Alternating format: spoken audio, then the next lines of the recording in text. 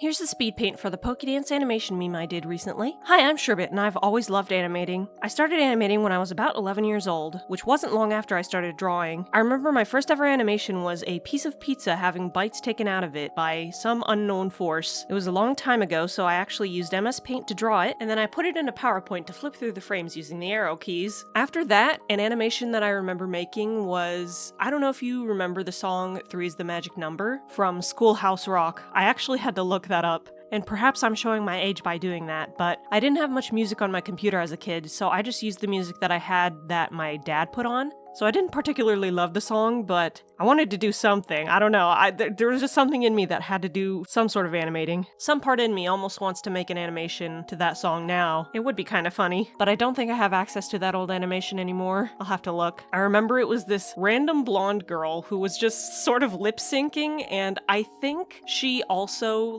did some hand movements, and she blinked a few times. And I remember specifically that I took the file to my aunt's house later that year when we had some kind of reunion, and I remember my aunt being like, wow, that's amazing, to this really bad MS Paint video. At that point I was using Windows Movie Maker because, I was using audio, but yeah. Not to say that you couldn't use audio in PowerPoint, I actually could. I remember that you could do that because I would, oh gosh, I used PowerPoint a lot. I used to add in sound effects and oh my gosh, I can't believe I forgot all that. Anyway, all that to say, you don't need fancy programs to start animating if you really desire to do it. It can be really fun even if you're using really bare bones programs. Hope you enjoyed my ramblings on this speed paint. I have a step-by-step version of this animation in my Shorts tab, so if you want to check that out and get some more technical information, it should be in the related videos. Thanks so much for watching.